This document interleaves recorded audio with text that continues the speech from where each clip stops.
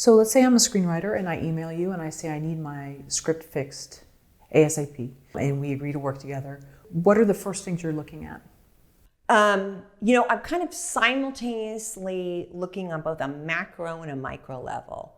So as I'm going, ultimately the story is of the utmost importance, but I'm also, as I'm reading on the page, noting things. So I mark things up as I go.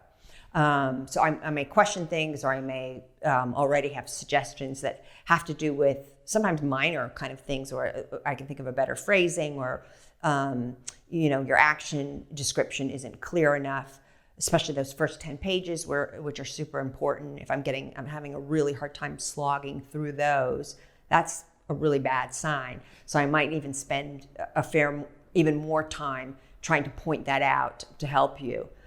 So I'm looking at the micro level, but I'm also ultimately kind of sitting back and looking at the macro level. How does the story work? And I often don't know the answer to that until I get to the very end. But I'm kind of doing two things at once. And then at what point do you send them notes? And do they have to make changes for you to review, or it's up to them whether they want to make those changes? So what I do is I meet with the writer either in person or via Skype, and I have their script marked up, but I don't do written notes. I don't do a written report unless you want to pay for that separately, which I don't recommend. I don't think that's a very efficient use of your money. I mean, I'll happily do it if you want to pay me by the hour to sit and type up a report. I don't think that's a very time efficient use of your money. I think it's much more efficient if we so with each of my consultations, it includes 60 to 90 minutes where we talk, either in person or via Skype. So I go through on the page, pointing out things, but also talking story. I also find it's not just that it's time inefficient that for me to type up a report, is that to do that is not a two-way thing. So it's more efficient for me to be able to start to ask you questions.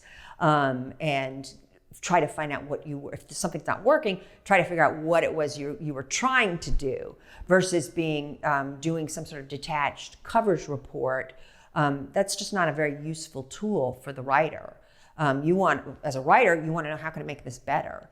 So the way to make it better is for us to talk about it. It's for us to talk about, if that's what you're trying to do. Oh, I totally did not get that was the character's flaw. Let's look at, this very first scene and see if you can adjust. If that's the flaw, they should be saying this in the first scene. So we're going to look at, specifics. So I'm really kind of script doctoring and trying to help. I'm not just giving you a passive report that tells you thumbs up or thumbs down. It's not very useful.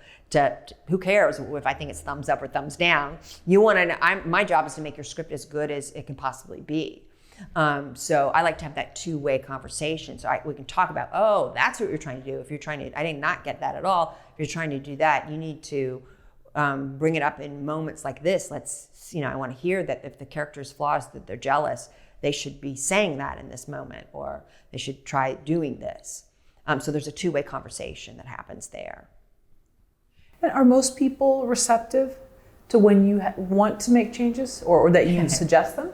I would say 97% of the time, okay. Right? 97% of the time they are.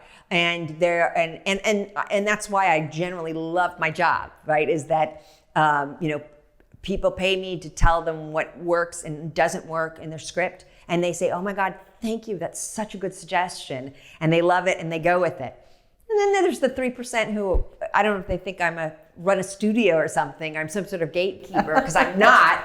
They are occasionally unhappy that and it's this isn't a productive thing. You're not trying to convince me. Why are you trying to convince me your script doesn't work when I'm telling you it doesn't work, right? I'm trying to help you so that you can make it work. So occasionally you find someone who's resistant. That was funny, because that just prompts something in my mind about, I was watching an interview with Errol Morris. It was an older interview, and he said most people actually don't see themselves as they are, and actually other people are better gauges at who they are. That cliche, I know you better than you know yourself. Yeah. I've always hated that expression, but he said that that's actually kind of true, especially in retelling of his things. Do you think that's true with writers? That they don't, you mean as far as their ability, or?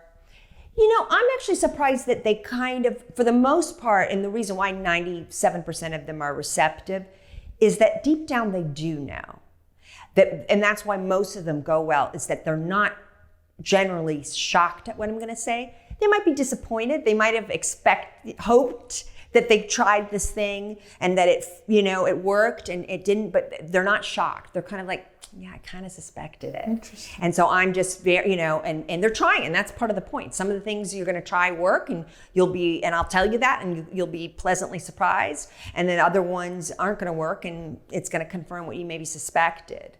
But that's the point of getting the draft done and on paper and out of your head, so that someone, or have a professional read it, so you can find out what works and what doesn't work. And some things you'll surprise yourself and do better than you thought, and some things not as well. So for the most part, people actually aren't so surprised. I think those are the 3% are the ones who do have a disconnect in their head about what it is and how it's working. 97% of people don't. They hope I love every single word, but when I point out something, they're like, yeah, I kind of knew that wasn't working, and so it resonates with them.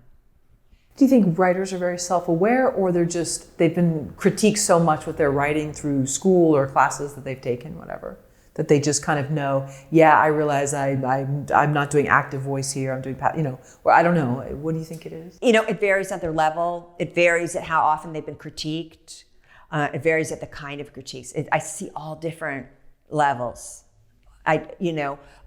Where people are quite self-aware and are used to criticism, and they're not going to be defensive, and they know the things, and they'll say it right up when I points, that out of weakness, they're like, yeah, I'm not great at doing action sequences.